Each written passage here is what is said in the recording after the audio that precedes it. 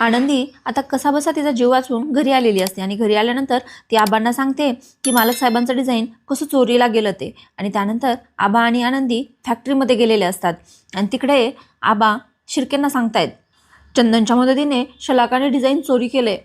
आता हे ऐकल्यानंतर शिर्केच्या पायाखालून जमीन निसटलेली असते आणि ते घाबरलेले असतात. त्याच्यासोबतच सगळे एम्प्लॉईसुद्धा घाबरलेले असतात कारण कारण ते डिझाईन त्याच रात्री कंप्लीट करून दुसऱ्या दिवशी प्रेझेंटसुद्धा करायचं असतं. आता हे सगळं ऐकल्यानंतर शिर्के म्हणतायत म्हणजे आपली सगळ्यात मोठी डील गेली. देवा काय दिवस दाखवलेत हे. आणि हे म्हणत असतानाच आरती म्हणते आपण हे सगळं मालक साहेबांना सांगायला हवं. आणि आबासुद्धा म्हणतायत शिर्के साहेब साहेबांना फोन करून हे कळवा बरं. साहेबांना सांगितल्याशिवाय कुठलीच गोष्ट करायला नको, नाहीतर आपण काहीतरी करू आणि मालक साहेबांना नंतर राग यायचा. शिर्केला मात्र काय करावं काही कळतच नसतं आणि शिर्के आनंदीला विचारतायत आनंदी तू ही आणलेली जी बातमी आहे ती खरी आहे ना नक्कीच, का तुझा काही गैरसमज व्हायलाय. आणि आनंदी म्हणते शिर्के सर मी स्वतः माझ्या कानाने ऐकले, यात काहीच गल्लत नाहीये. आता शिर्के खूप रागवलेले असतात आणि ते म्हणतायत आता ही बातमी मालक साहेबांना सांगितली तर अख्ख्या इचलकरंजीला आग लागल. काही करता पण येत नाही, काही सांगता पण येत नाही, अवघड जागतं दुखणं झालंय हे, असं शिर्के म्हणत असतात. तेवढ्याच आनंदी म्हणते शिर्के सर आपण जर शलाकाच्या अगोदर प्रेझेंटेशन केलं तर. पण शिर्के म्हणतायत नाही ग आनंदी हे नाही करता येत आपल्याला. ते नंबर त्या कॉन्ट्रॅक्टरने दिलेले असतात आपल्याला आणि शलाकाचं डिझाईन आपल्या अगोदरच प्रेझेंट होणार, म्हणजे त्या कॉन्ट्रॅक्टरला वाटणार की आपणच डिझाईन चोरी केलंय. आता तेवढ्यातच आरती म्हणते आम्ही सगळे रात्रीतनं नवीन डिझाईन चालू करू शिर्के सर आणि त्याच्यावर काम करू. आणि सगळेजण तिला होकारसुद्धा देत आहेत. पण शिर्के म्हणतायत अरे नाही रे बाबा, मालक साहेबांच्या परवानगीशिवाय हे डिझाईन बदलणं एवढं सोपं नाहीये. आता आनंदीला मात्र काहीतरी आयडिया सुचलेली असते आणि ती म्हणते आपण हेच डिझाईन उद्या प्रेझेंट करायचं. पण आता मात्र आपले डिझाईन फक्त छान दिसणार नाहीत तर छान बोलणार सुद्धा, व्यक्त होणार. म्हणजे आता आपले डिझाईन त्यांना पण दिसणार ज्यांना डोळे नाही आहेत. काहीतरी वेगळं, काहीतरी नवीन. म्हणजे काय डिझाईन तेच असेल पण त्यात काहीतरी वेगळं असेल. आणि त्यानंतर आनंदीने तिची आयडिया सगळ्यांना सांगितलेली असते. खूपच भन्नाट आयडिया असते बरं का मित्रांनो ही. आणि तिची ही आयडिया ऐकल्यानंतर सगळेजण टाळ्या वाजवायला लागतात आणि सगळेजण खूप इम्प्रेससुद्धा झालेले असतात. पण आता शिर्के म्हणतायत आयडिया तर खूप छान आहे पण आता वेळच नाही आहे आपल्याकडं आणि हे सगळं मालक साहेबांना सांगितल्या बिगर कसं करायचं आपण, असं शिर्के म्हणतच असतात. तेवढ्यातच त्यांना मालक साहेबांचा फोन येतो. आता युगंधर शिर्केंना विचारत असतो शिर्के काम कुठपर्यंत आलंय. आणि शिर्के सांगतायत की होतच आलंय सर. पण युगंधरला मात्र थोडीशी चाहूल लागलेली असते की काहीतरी गडबड आहे. आणि युगंधर म्हणतो सुद्धा की शिर्के तुमच्या आवाजात कॉन्फिडन्स का नाही दिसत. आणि शिर्के म्हणतो रात्रभर काम केल्यामुळे आणि दमल्यामुळे तिचा आवाज थोडासा तसा येतोय, नाहीतर कॉन्फिडन्स आहे सर. उद्या सकाळपर्यंत सगळे सॅम्पल रेडी होतील सर. आता शिर्के सगळ्यांना सांगत असतात की आपल्याकडे 1 मिनिटसुद्धा वेळ नाही आणि लवकरात लवकर हे काम केलं पाहिजे. आणि जराशी बी गडबड झाली तर आपल्या कुणाची बी खैर नाही. पण आबांना मात्र हे सगळं काही पटत नसतं. आबांना वाटत असतं की मालक साहेबांना न सांगता एवढा मोठा निर्णय नको घ्यायला, नाहीतर मालक साहेब चिडतील. पण शिर्के काही ऐकतच नसतात. आणि आता शिर्केंनी कामाला सुरुवात करायला सगळ्यांना सांगितलेलं असतं. तेवढ्यातच आनंदी सांगते ती आरतीला म्हणते आरतीताई तू पटकन जा आणि माझं टाईपरायटर घेऊन ये. त्याच्यानंतर आरती आणि आबा घरी गेलेले असतात आणि ते तिचं टाईपरायटर घेऊन येतच असतात. तेवढ्यातच आरची म्हणते आबा आता खूप उशीर झालाय आणि रात्र झाली आहे खूप, तुम्ही झोपा, मी आणि आरतीताई घेऊन जातो आनंदीताईचं टाईपरायटर. आता आरची आणि आरतीताई दोघीजणी ललितला म्हणजेच त्या टाईपरायटरला घेऊन फॅक्टरीमध्ये गेलेले असतात. आनंदी आता टाईपरायटरवर काहीतरी टाईप करत असते आणि शिर्केला मात्र कळत नाही की हे टाईपरायटर कसलं आहे. आणि ते विचारतात हे कसलं टाईपरायटर आहे. आणि आरची सांगते हे ना ब्रेल लिपीसाठी वापरण्यात येणारं टाईपरायटर आहे आणि ते आंधळ्या लोकांसाठी असतं. आता आनंदीने त्या कागदावर काहीतरी टाईप केलेलं असतं आणि हे पाहून शिर्के खूपच इम्प्रेस झालेला असतो आणि तो म्हणतोय कमाल, 1 नंबर डिझाईन आहे.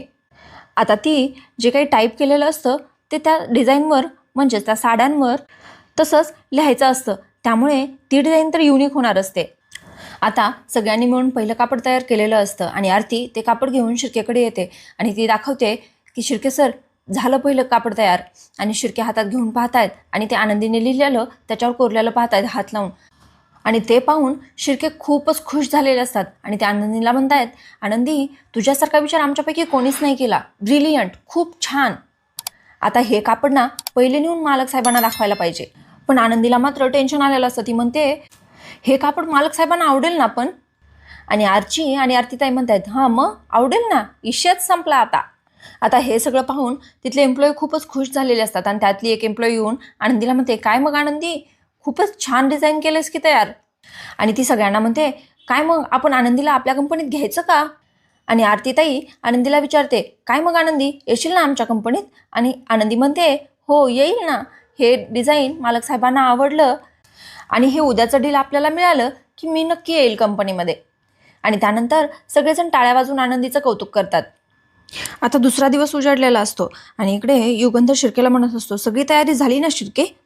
आणि शिर्के म्हणतायत, होय मालक साहेब, समधी तयारी झाली आहे तशी, पण एक अडचण आहे. आणि युगंधर विचारतोय, कसली गडबड केली आहे. आणि शिर्के म्हणतायत की ती डिझायनर जी येणार होती ना आपल्यासोबत, ती आज येणार नाही, तिची तब्येत बरी नाही. हे ऐकल्यानंतर युगंधर मात्र खूपच चिडलेला असतो. तो म्हणतोय, हा कसला बेजबाबदारपणा, एवढी मोठी डील आणि आजच तिने सुट्टी घेतली. शिर्के, आपण वाघाच्या तोंडात हात घातलाय, एक छोटीशी चूक आणि हे डील आपल्या हातातून जाईल.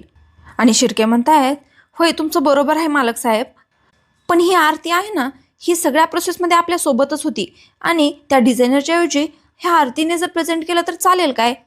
तिला आपल्या प्रोडक्टबद्दल, सगळ्या एका एका धाग्याबद्दल सगळं काही माहिती आहे. त्यानंतर युगंधर आरतीला विचारतोय, काय ग पोरी, सगळ्यांची नजर आहे ह्या प्रेझेंटेशनवर, हे शिवधनुष्य पेलू शकशील काय.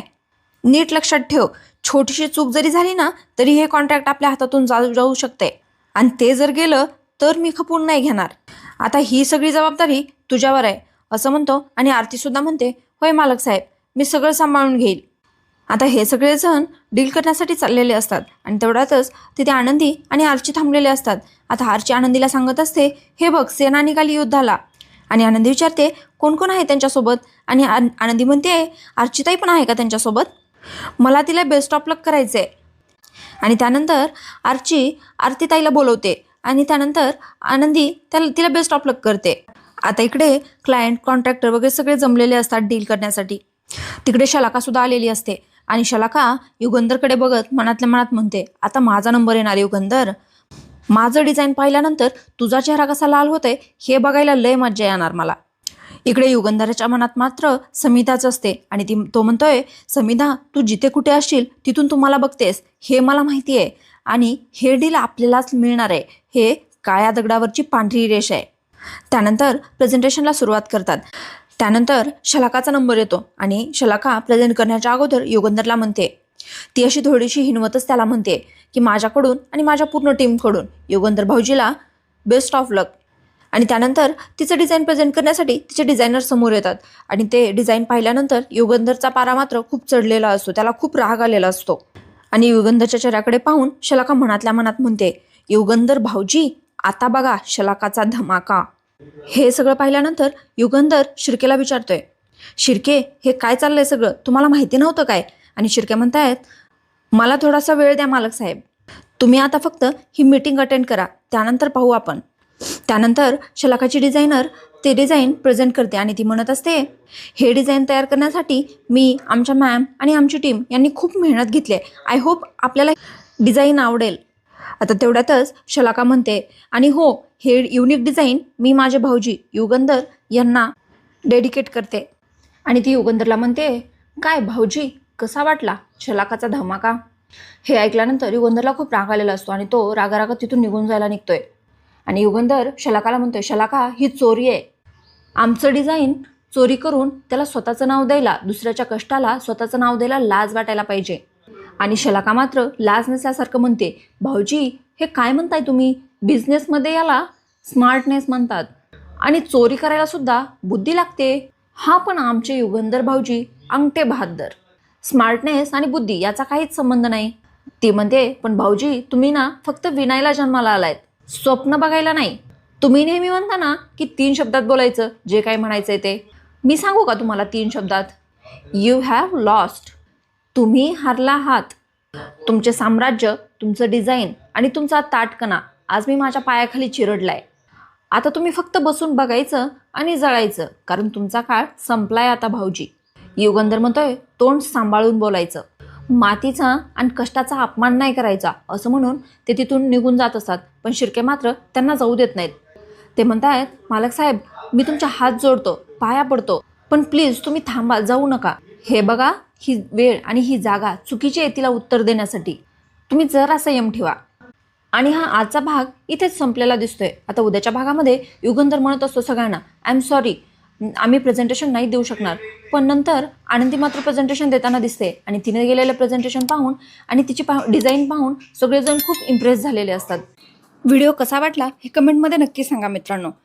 व्हिडिओ आवडल्यास लाईक करा आणि हो, चॅनलला सबस्क्राईब करायला मात्र विसरू नका. चला तर मग उद्या भेटूया.